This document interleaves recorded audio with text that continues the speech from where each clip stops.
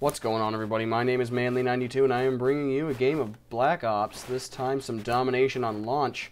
And I just want to change it up a bit, the gameplay. I think I'm going to go for more of a variety kind of thing, bring you a whole bunch of different games from CODs, whatever I want to upload. Usually most of it will be whatever Call of Duty is out at this time, but I felt like putting some Black Ops up because I felt it was fitting because I want to talk about Black Ops 2. And yeah, let's beat the dead horse. Every Call of Duty commentator talks about Black Ops 2, but I got some little things I want to mention that you should take into consideration when talking about Black Ops 2. And everyone probably knows there was a recent leak about a little bit of the updates or a little bit of things that are going on in Black Ops 2, so that was kind of why I'm putting this out. But first I want to talk about the class I'm using.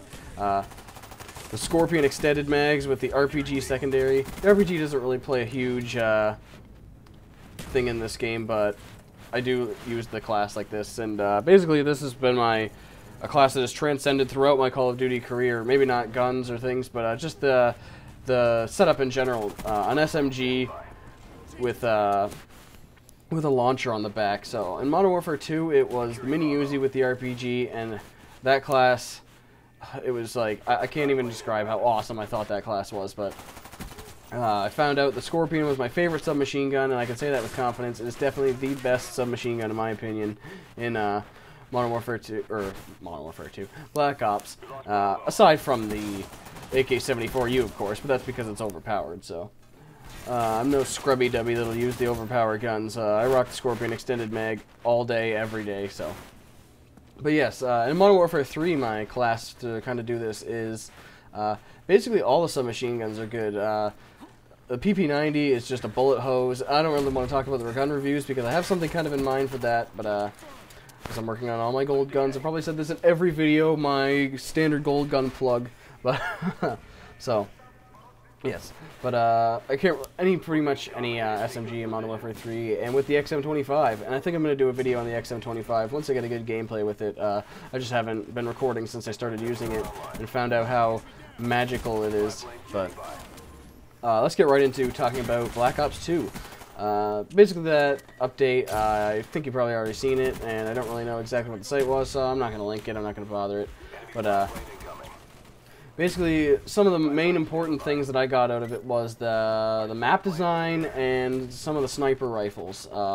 Those are the two big things that I think are being changed so far from what they've released. But basically, they said the map design is going to be based off of Black Ops, and as opposed to Modern Warfare 3. So I think that's a good thing, considering Black Ops 2 actually, or Black Ops actually has a map design in mind. There's some good flow, there's some more than one movement pattern depending on stuff like that, so whereas Modern Warfare 3 was pretty much just based off of children's drawings of certain landmarks, and basically I think somebody just took their butt and photocopied it and that was the map design. So I'm looking forward to playing actually half-decent maps, especially if you think about what they've learned from map design. I know World at War's maps weren't the greatest. I didn't really have any huge complaints about them. There were some that were bad, but then there were others that were classics, such as like Castle and Cliffside and other things such as that, just to name a few. But Black Ops, if you think about the map packs that came out, these are probably some of the better maps. They remade Castle, which was, or Cliffside, sorry, which was the golf course. I never actually played it myself because I pretty much stopped playing the game when it came out, but the other ones, Stadium was one of the best maps I've ever played. It's one of the best maps in Call of Duty history in my opinion, so I think they are learning general map design and general map flow, and Campy McCamperton in the back here, camping his pants off, rubbing his dick in the dirt, all those nice things. And I run out of ammo for my Scorpion. Ain't that a shame? But yeah, so that's basically all the map design. I think that's good. Some of the map pack maps were awesome, but then other ones such as Zoo was infuriating to say the least. They were so bad. Basically, it's funny because if you think about it, the map design, the ways the maps flow, I think is more important than the way the map looks. So that's kind of why I lean towards Treyarch games more often than not. But so I think that Modern Warfare or Infinity Ward has their colors right, but Black Ops, or I keep saying the game, but mean the game company, Treyarch has more of the map layout set out. So I think that's, I don't know. It's kind of like, you're so close, just merge and make one awesome game. But of course that will never happen. So the next thing is the snipers. They have making changes to the snipers, and you know, I've been racking my own brain, kind of having a nice little debate with myself. Yes, I am insane like that, but kind of like, what would be the best way to change the snipers? What's wrong with them now?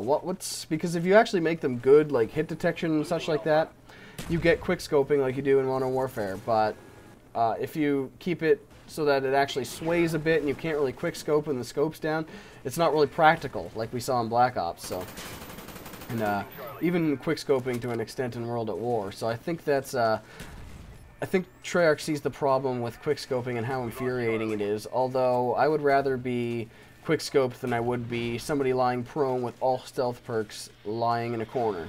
So I'm going to go on record saying that right now, but quickscoping is rather annoying when you're just thinking like, oh, I'm going to outplay this guy, and then he just basically shotguns you with a sniper rifle, so... until they make sniper rifles able to launch across the map like sniper rifles can, I think there's a problem with that. And I'm backtracking here a bit. Going back on map design, take the fucking shaky things out of it. Holy shit, no, there's no need for that. No need for rockets or trains or anything else like that. Unless you just want to troll us. Anybody who paid for a headset like I have, thank you for it. So. But yes, the sniper rifles, the changes they're making are, they're taking out the aim assist, which I didn't even consider that as a viable thing, but thinking about it, it's actually a great idea. Like, taking out the aim assist, like, alright, basically it's going to kind of eliminate hip fire, or no scopes, if you will, because technically that's the same as hip fire, but, and, I think that's a good thing. They should... what was some other changes? Basically, it's going to be the same as Black Ops, or not really. I don't really know what I'm saying. I'm all over the place today.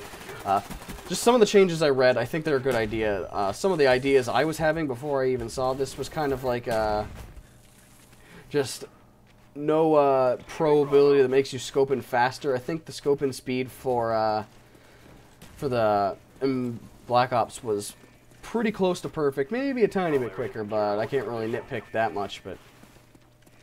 And I also want to say that I was a huge sniper in Modern Warfare 2, so I kind of know what I'm talking about. And yes, I did quickscope for a bit, but it wasn't like completely bitch mode quickscoping, and I didn't always do it. It was kind of a last resort kind of thing if I couldn't pull my pistol out or my pistol was out of ammo, sort of thing.